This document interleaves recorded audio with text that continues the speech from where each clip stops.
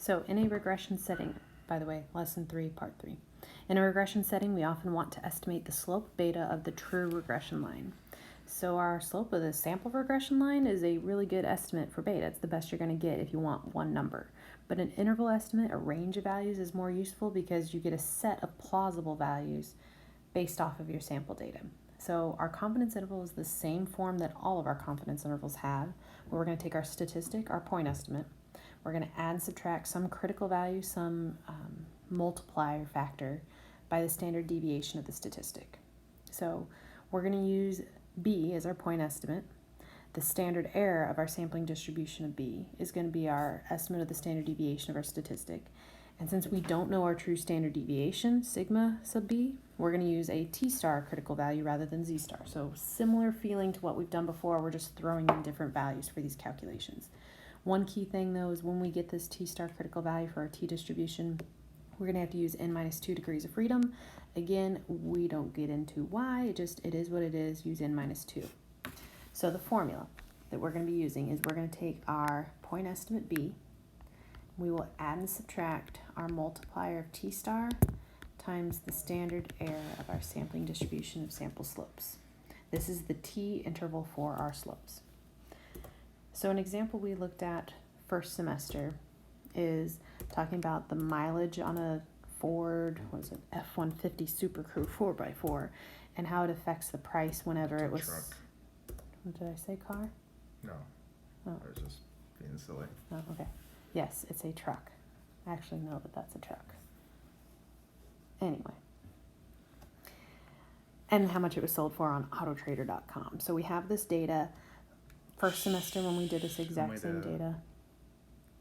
Why are you talking right now? Show me the Carfax. Yeah. Show me the Carfax. You're such a dork. I really hope they can hear you and not just me talking to myself. I don't care. I'm usually just yelling at the kids, not yelling at my husband. All 3 people that are watching this right now. No, some of them will watch it like the day before it's due and their last day of school because they're on top of things like that. That does not seem to be on top of things. Yeah. Okay, be quiet, Mr. Gresham. So first semester when we did this, we calculated this, we've done this before. However, we did not make any type of inference for what the population is going to look like. So we would like to construct a 90% confidence interval for the slope of the population regression line. There's the 4-step process that we always follow for confidence intervals that we're going to be following here, just based off of something different. So I'm going to start with stating what I'm about to do. Again, this is a 90% confidence interval, but specifically this is for the population regression line slope. This is for beta. So I'm just going to say for beta, the slope of the population regression line relating y equals price to x equals miles driven for used Ford F-150 Super Crew 4x4s listed for sale on autotrader.com. Carfax. Shut up. So we've stated what we're about to do. Let's plan everything that we got to do for this. We are creating a t interval since that's the multiplier we'll be using. T1000. T interval T2000. for the slope. So we got to check all 5 of those conditions. We're checking the acronym LINER for this. So we got to make sure we have something linear in the first place. Again, we check linearity with the scatter plot and the regression plot. So our scatter plot shows a very clear linear pattern. The residual has no leftover curve patterns. So as long as I write that down, we have met our first condition. So we have a clear linear pattern. The residual plot shows no leftover curve patterns. We also have to have independent observations. Now these were drawn, this is a sample from a population, so I'm going to check my 10% condition. And it is reasonable to assume that 16 is less than 10% of all used Ford F-150 Super Crew 4x4 sold on autotrader.com. So we've met the independent condition.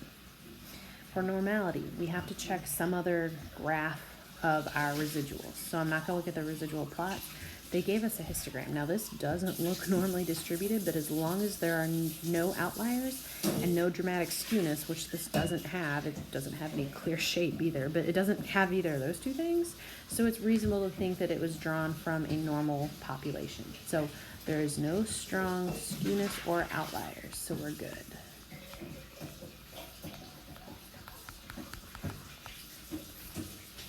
So this was in the histogram of the residuals.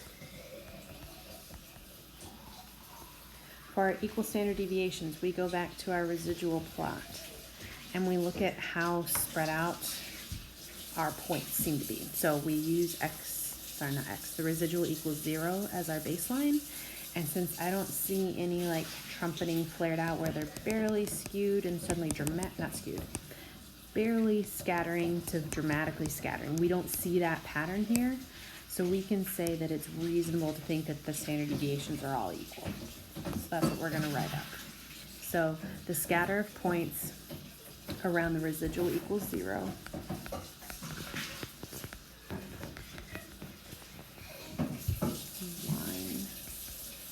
It appears to be about the same for all the values for x. And we met the random condition. It said it was a random sample of 16. So we're good with that. Once we've met our conditions, we can jump to actually doing this. So we need to care about our degree of freedom. So there are 16 trucks selected. So if I take 2 from that, we will have 14 degrees of freedom. You could go to a t-distribution table, or you could use your calculator's inverse t. Either way, t star turns out to be 1.761 since we're doing 90% confidence. So I'm just wondering if we need to review how we did that.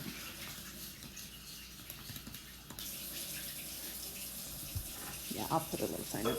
This, if you're not using the table, this is using inverse t. So if you're looking at something that's like really weird graph, but we're talking about 90% confidence. If 90% is in the center, you're left with 10% not in the center. Half of 10% leaves 5% for each of these tails. So my area is 0.05, and again, the degree of freedom is 14. I threw that in my calculator, and that's how I found this value. So once we have these two, we can go ahead and calculate our confidence interval. So we're going to take B, our sample slope, which we have to get off this regression equation because I don't really feel like calculating it myself. So we are looking for one of the coefficients. I don't want a constant because that would be your y-intercept. I want the coefficient for your explanatory variable. So this is the negative 0.161 or 162, whatever that number is. So that's B. So we're going to do this formula. So our slope. Mr. Josh, could you try to make more noise? I'm sure I can. Also, it's weird to call you Mr. Gresh in my own house. So we're going to multiply that by our standard error of our statistic. Not so AU. we do not have to calculate that ourselves. Remember, we always talk about it's right next, not we always, that one time I talked about it's to the right of this value. So I'm going to be using 0.03.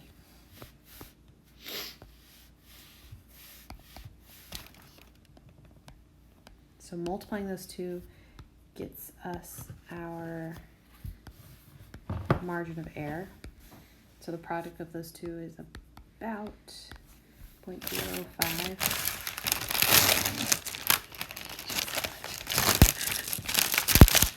So we get our confidence interval. Hey guys, listen close and you can hear Mr. Dresch finish off a packet of Oreos. Oh, a couple left because she ate them all. Shut up. Okay, so we get our confidence interval. Again, it's the confidence interval for our population slope, which is what I'm going to talk about in our conclusion. So we are 90% confident. This is always the way we conclude, remember. So we just state how confident we are that this interval that we found captures the slope of the population regression line and in context related y equals price to x equals mile for blah, blah, blah, blah, blah on this site. So we finish up the same way we always do, but we're talking specifically then about what this confidence interval means. So when we say 90% confident, remember that is our way of saying we've created this confidence interval using a method that captures the true value 90% of the time, or in 90% of samples. What this actually means is that we're 90% confident that the average price of a used Ford F-150 goes down between 0.1084 cents and 0.2174 cents per mile. So that's what this is actually communicating. So we could do this with our calculator too. It depends on how much you want to put in your calculator. You'll notice there wasn't a ton of calculations that I did. I had to calculate our critical value. I had to calculate the interval itself. It's not super calculation heavy, but your calculator comes with a way to construct this if you are willing to put these values into your calculator in the first place. So let me show you what I mean. TI-83s, I'm pretty sure your calculator doesn't come with this. Some of the older operating systems for TI-84s don't have this either, so just be prepared to possibly not find what you're looking for here. So in my calculator, if I stat edit, if I'm pretending like I'm just trying to find my regression line myself, so I have all of my, what are these the prices or the distances? I should know what I'm talking about. Let's see, these are the miles driven. I threw those into L1. I put the prices in L2. I could come up with my regression equation. I'm not going to. Instead, I'm going to push stat, and I'm running a test. I'm going to scroll up, and you will see a linear regression T interval. That's what we're looking for. So I'm telling my calculator I threw the X values in L1. My Y values are currently in L2. I don't have any changes of frequency, so I'm going to leave that just as 1. My confidence level is 90%. You could change that if you wanted to. Right on. And then we can calculate it. Now, this is ever so slightly different. This one is ever so slightly different than what we had when we did it by hand. Actually, not that one. It's different than what's on your paper. And that probably means I put something wrong in here. I looked over it once and didn't find it, and then I got bored and didn't look anymore. So this is why you usually don't do it this way, because you almost always are going to screw up. Yep. And so it's just honestly a lot more reliable to do that, because again, not a lot of calculations and much easier than putting in 32 multi-digit values into your calculator. But again, it's possible, it's here. You are welcome to use it if you prefer doing it that way, but you should know how to do the small in-between steps, because it's reasonable for me just to ask instead, what is your margin of error, in which case you would need to be able to find just that. So there's another example on here. I'm not going to do this one with you. I will have the answer on the answer key, so I would encourage you to try this one yourself.